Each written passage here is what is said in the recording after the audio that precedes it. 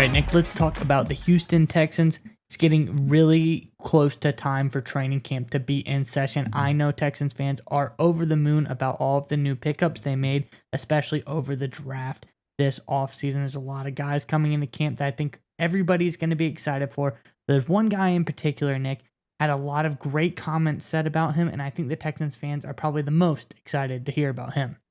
Yeah, Miles, there's a lot of momentum behind this Houston franchise right now. What D'Amico Ryans and company have done is outstanding, and the report you've highlighted will demonstrate exactly the right direction Houston is going right now, especially with their young guys. But before we get into that news, Texans fans, look, like Miles said, training camp is right around the corner. Who is the one guy, the one Houston Texan that you're looking forward to seeing the most during training camp, whether he's going out for a competition battle or just a guy you're hoping is going to break out and be a star? Give us the one Texan you're looking forward to seeing during training camp in the comment section below. All right, Miles, what you got? What's the latest update out of Houston?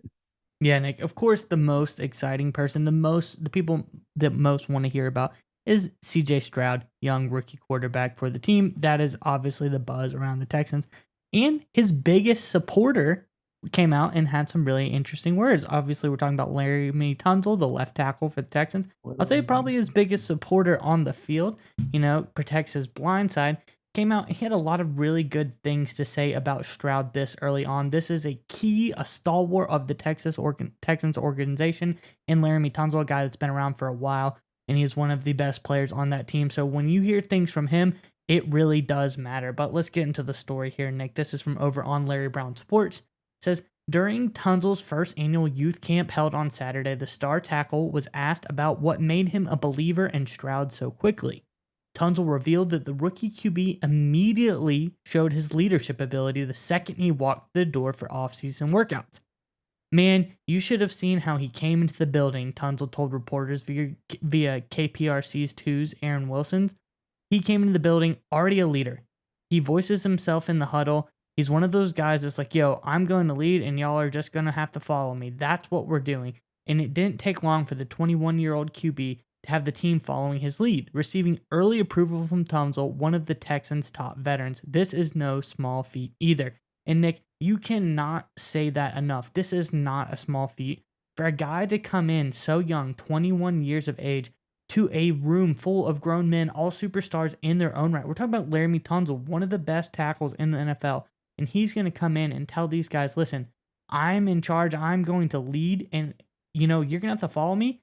It could be taken the wrong way if you are not the right type of person, Nick. If some guy who was a scrub walked into the room and said, listen, I'm going to be the leader now, and he's not able to back it up, I think that's the key here, because Laremy Tunsil wouldn't be coming out here talking about CJ Stroud if his play on the field wasn't backing up that immediate assertion of leadership. This guy is impressing everybody early on, and I think these comments from Tunsil have a lot of hidden meaning in them. But what do you think about this, Nick? What does this mean for Stroud? What does this mean for Tunsil? And what does this mean for the rest of the Texans organization? Yeah, so the most important position group for a young player to, if you're going to be a leader, and specifically the young quarterback to win over, is of course the offensive line. The offensive line is obviously the most important in terms of protecting and developing a young quarterback. Obviously, the running game matters, receivers matters, offensive coordinator, head coach, defense, all that matters. But in terms of winning over the entire team, it begins and ends with the offensive line, because those are the guys that are grind for you. And look, one of the things that people don't really talk about too much is sometimes guys are big talkers, like you alluded to. They come in and rah, rah, rah.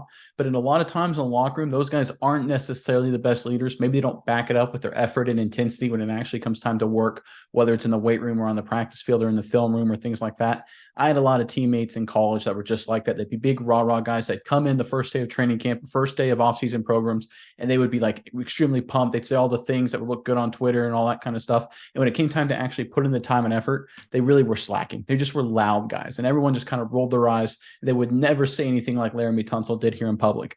I think that's the key. The fact that Tunsil has said, hey, listen, he came in with a leadership mentality, and Tunsil's willing to come out here and reiterate that. I think that's the sign that CJ Stroud is practicing what he's preaching. He's putting in the extra time and effort. He's not just coming in and saying, hey, listen, lead and follow me. He's actually doing the activities to lead and to make sure everybody follows him. And I think that's important, right? Because we talk about leadership. It's not just saying the right things. It's doing the things to get people to follow you. And that's a really challenging skill. And this kid has that ability, it seems. And that's a great sign for Houston, because if you can get a team to follow you and a team to believe in you at the quarterback position, watch out. Great things will happen.